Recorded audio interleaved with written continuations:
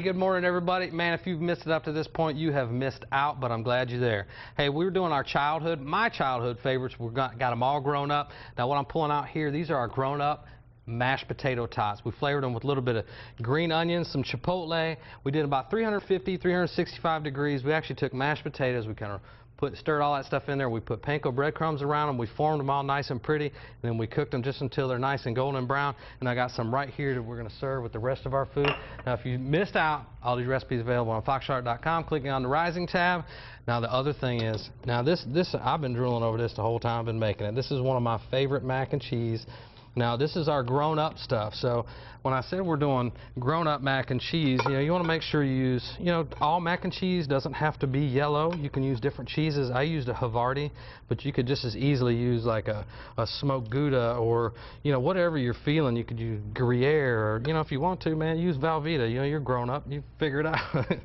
But anyway. So now that was Havarti, but it's my Krabby Cajun mac and cheese. We stir some crab in there, some back fin. It's not that good a crab. It tastes great, but it's not the lump stuff that you're going to pay through the nose for, So we flavored a little bit of blackened seasoning that I just picked up in these little packs at the Fresh Market. And put a little bit more on top for garnish, because that's the thing. If you're an adult, you want it to look pretty. It's not just throwing it in a bowl for the kids, taking it out of a pot. Believe me, I do that, and take it out of a little blue box and stir it up and give it to the kids to kind of keep them quiet. And that is our Krabby Cajun mac and cheese right there. Now, we're serving this two ways. You can serve it just straight out of the pot like that, or I'm going to get what I put in the oven. Now, we just topped these with little breadcrumbs. We put them in ramekins to serve them all fancy. And what we're going to do is, if I can get them out of here without hurting myself or anybody else, there we go. We put a little bit of breadcrumbs on there, just some panko breadcrumbs.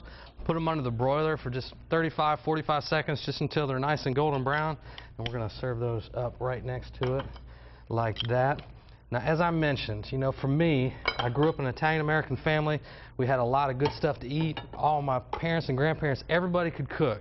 So for me, it was kind of a treat to get stuff that came out of a box or came out of the freezer or came out of the can. So one of my favorite things was a Sloppy Joe, and that always comes out of a can.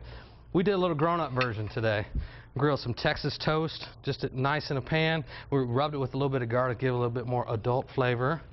And then this was our Sloppy Joe here, built from scratch, not from a can. We ground cooked some ground bison, and then we took that out and we mashed it up real good. See how it's nice and smooth? While it was still out of the pot, draining just a little bit. We added onions and garlics and jalapeno, some fire roasted tomatoes, chicken stock, mustard, vinegar, a whole bunch of stuff, but it tastes just like the stuff out of the can except for better. I'm not sure that's proper English, but anyway, I'm excited. We're getting ready to eat. So what we're going to do now is we're going to put this. Now, I'm calling this, an open face, a sloppy Joe.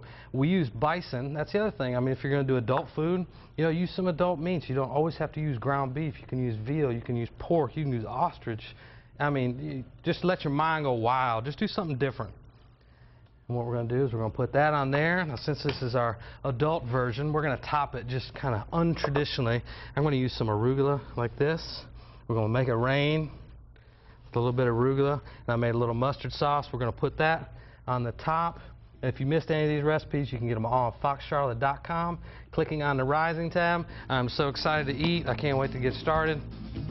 Back to you guys. All right, thank you, Troy. Check out his our website, foxcharlotte.com, for more info on that. Actually, Arugula Rain, that's the name of your new album.